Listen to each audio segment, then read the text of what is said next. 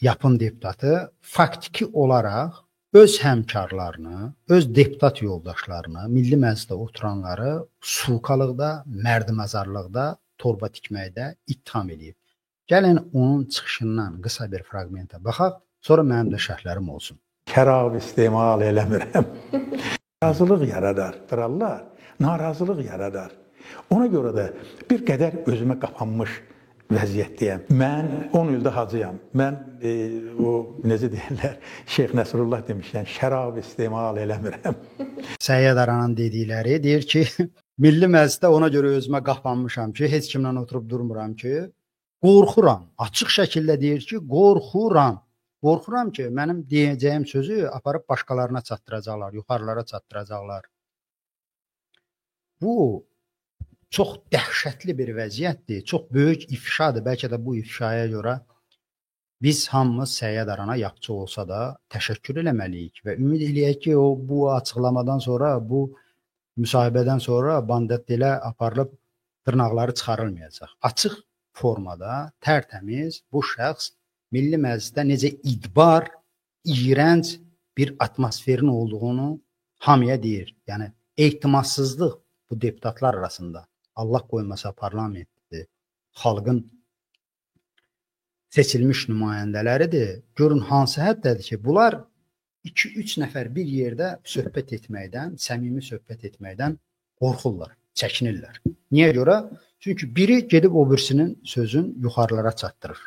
Yaxşı görünmək üçün sözün üstünə söz qoyur və yaxud da ağızdan çıxan hər hansı bir zarafatı, nə bilim bir ehtiyatsız sözü dövlətçiliyə, nə bilim İlham Əliyevə qarşı bir ifadə kimi gedib yuxarılara çatdırır. Bu əslində Stalin Mirzəfər rejiminin yaratdığı repressiya atmosferinin eynidir. Elçin rəhmətə getdi də yazısı. Elçin Əfəndiyevin Qətl Günü adlı, yoxsa Qurd Qapısı adlı, unutmuşam əsərin adını. Bir əsər var, o həmin dövrü göstərir. Orada bir məclis olur. 4-5 nəfər müəllimlər, yoldaşlar bir yerdə oturur. Yeyirlər, içirlər, gözəl bir məclis, keklər açılıb. Orada iştirak edənlərdən biri Mirzəfər Bağırovun yoxsa Stalin haqqında yüngülvari nəsə deyir və deyəndə də dilin dişləyir ki, mən gərək bu sözü deməzdim. Qeyri-dəqiqliyə yol versəm, diqqətli tamaşaçılar məni üzürlü saysın. Çoxdan oxumuşam, əsas struktur yadımda qalıb. Ola bilər ki, detallarda yanım. Və orada yazıcı o iştirak edənlərin, daxili aləmlərin, daxili səslərini göstərir. Yanında oturub dostu deyir ki, yaxşı, bunu demək lazımdır, yoxsa deməmək lazımdır. Yəni, yuxarılara, NKVD-yə, KKB-yə xəbər verək, yoxsa verməyək ki, falan yerdə oturmuşduq. Falan müəllim başladı rəhbərliyin ünvanına zarafat etməyə və yaxud da pis söz deməyə. Deyir, yaxşı, mən demədim bunu. Birdən o birisi, bu yanında oturan 3-cü adam. O gedib desəm, onda mənim evim yıxıldı ki. Deyəcəklər, bəs sən filan hadisəyə şahid olubsan, orada yeyibsiz, içibsiz, filan kəs müəllim də ağzına gələni danışıb.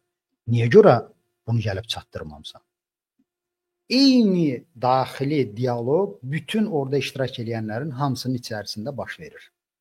Yəni, bu o birisindən şübhələnir, o birisi bu birisindən şübhələnir. Bu deyir ki, mən deməsəm, o biri deyəcək, o biri deyir ki, mən deməsəm, bu deyəcək, biri deyir ki, yaxşı, bunu deməməklə güya yaxşılıq eləmək istəyir. Amma sabahları kimsə bunu desə, xəbər çatsa, bir nəfər yox, bizim hamımız qurban gedəcək. Ona görə yaxşısı budur ki, gedək deyək. Və beləliklə bilmirəm, əsərin sonrasından xatırlamağa ehtiyac duymuram.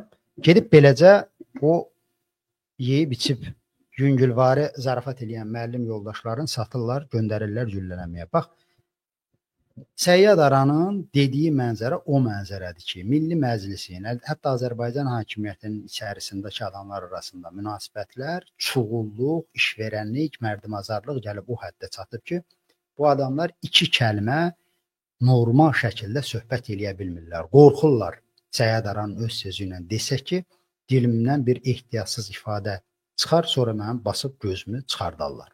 Və sizə deyim ki, onların daxili aləmlərində bu rejimə olan nifrət heç də bizimkindən fərqlənmir. Həmin ola bilərsə, sındırılmış, alçaldılmış adamlar da onların hamısı. Və belə adamlar sözün deyən adamlardan daha çox öz ağalarına, qullarına nifrət bəsləyirlər. Və bu təkcə mənim hipotezim deyil, ehtimalım deyil. Bunun nümunələri var. Yadınıza sala bilərəm. YouTube-a girib axtara bilərsiniz. Tapmasaz məndən kömək istəyin. O zaman Elşad Abdullayev var idi, Beynəlxalq Azərbaycan Universitetinin rektoru. O gizli çəkilişlər eləmişdi müxtəlif adamlarla. Onların biri ağır cinayətlərin hakimi Həsən idi, yoxsa Hüseyn idi. Onunla idi.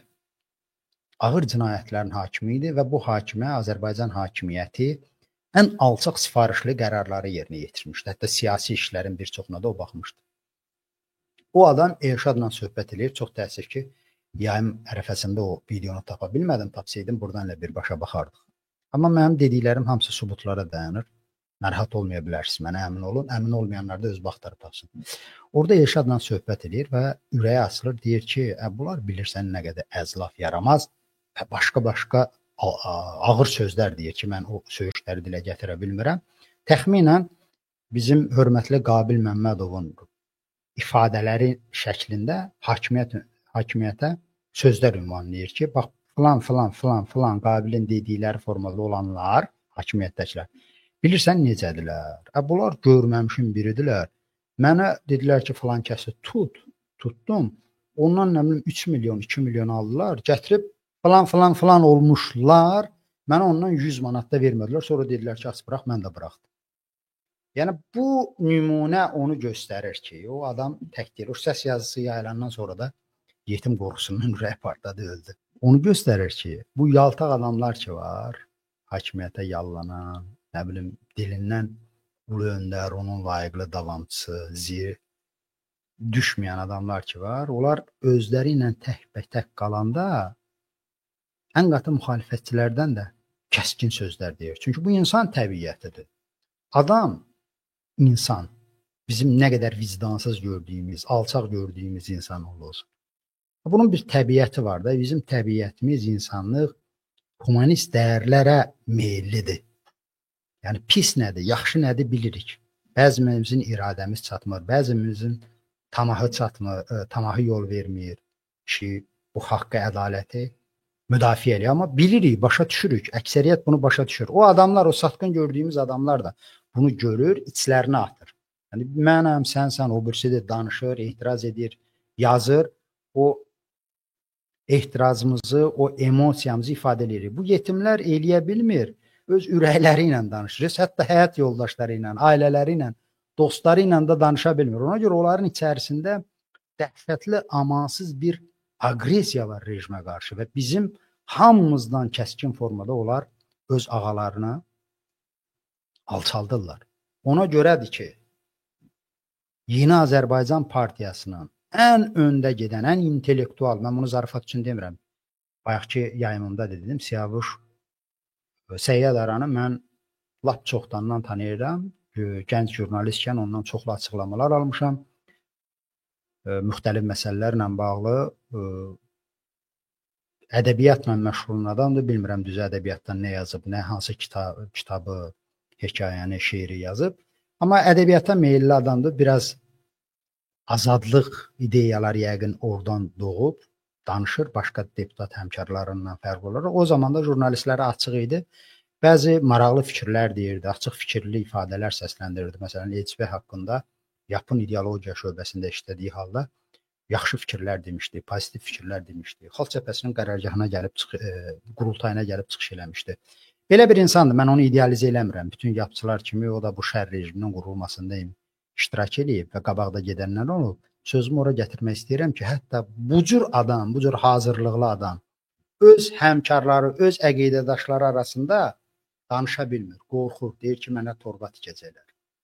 Mənim sözümün başına ip salıb aparacaqlar filan yerə.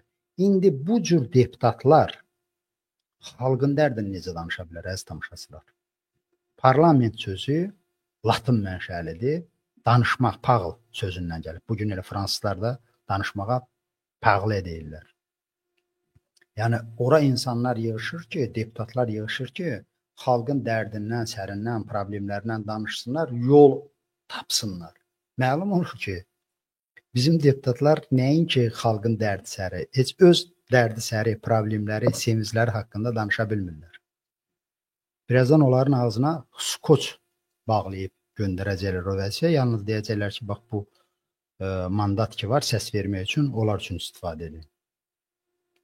Belə bir absurd vəziyyətdə Azərbaycanda ki olmamalıdır. Biz hakimiyyət bölgüsünün təsnifatını bilirik ki, bu Montesquieu'nun vaxtından qoyulub, qanunverici, icra edici, məhkəmə hakimiyyəti. Yəni bütün normal hakimiyyətlər bu 3 sütun üzərində durur. Dördüncüyə də mətbuat deyirlər, media deyirlər.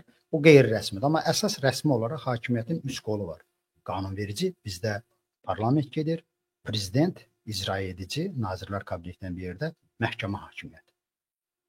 Kiçik bax bu gün sizə çatdırdığım iki kiçik hadisə göstərdi ki, bizdə hakimiyyətin, əslində isə dövlətin təməllərinin üçü də eroziyaya uğrayıb, çürüyüb, məhv olub. Prezident hakimiyyəti neçə ildir qəsb olur? 22 ildir bir şəxs dədəmalı kimi o kreslodan yapışıb, zəli kimi ondan qopmaq istəmir. Bütün seçkiləri saxtalaşdırır. Bununla da əslində atasının qəbul etdiyi konstitusiyada da pozur ki, konstitusiyada göstərilir. Hakimiyyətin mənbəyi xalqdır. Hakimiyyətin mənimsənilməsi xalqa qarşı ən böyük cinayətdir. Prezident institutu aydın. Parlament, qanunverici hakimiyyətin isə nümunəsin Səyyad Aram, yəni bu hakimiyyətin yetişdirdiyi, onun qabaqda gedən nümayəndəsi öz dili ilə dedi ki, bunlar hamısı sulqalığına məşğuldular. Söz gəzdirməklə, ara qarışdırmaqla, torba tikməklə məşğuldular. Onların yanında ağzımızı aça bilmirik. Bu bizim qanunverici hakimiyyətimizin çürlülüyüdür. Məhkəmə hakimiyyətində göstərdim. Lap birincidən. Məhkəmənin, ali məhkəmənin sədri ən yaxşı halda quzu kimi kövrək şəkildə əməliyə bilir. Qanunu yerinə qoymaq, qanun icrasına, ədalətin yerbəyer olmasına cavabdehi, məsuliyyəti onlar çoxdan itirib. Gözümüzün qabağında aydın bir tablo var. Biz əgər normal dövlət istəyiriksə, cəmiyyət istəyiriksə, bu biabırçı vəziyyətə son qoymalıyıq. Bunun da yolu ondan keçir ki, Azərbaycan insanları fransızlar kimi, amerikanlar kimi, almanlar kimi, ingilislər kimi öz haqlarını tələb eləməlidirlər. Onların başında duran insanları bütləşdirməməlidirlər, Allahlaşdırmamalıdırlar, başa düşməlidirlər, başa düşməliyik siz demirəm. Mən özüm birinci başda olmaqla ki, o adamlar müqəvvadılar.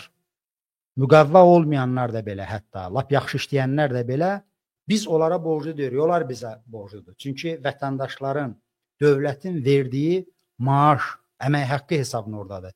Heç kim onlardan xahiş edib o vəzifəyə gəlməsini istəməyib. Onlar özləri razılıq verib, vəzifə də onlara İlham Əliyevi tərifləməkdən ötürü yox, xalqa xidmət etməkdən ötürü verilib və yaxud da yaradılıb. Bütün dünyada belədir. Bütün vəzifələr, dövləti vəzifələr, büdcədən maliyyələşən təşkilatlar, qurumlar xalqa xidmət eləməlidir. Onların kimisə tərifləmək öhdəliyi, vəzifəsi yoxdur. Sağlıqla qalın. Mənim demək istədiklərim bu günlük bu qədər. Yayımı bəyəndinizsə kanala abunə olmağı, paylaşmağı və fikrinizi yazmağı unutmayın.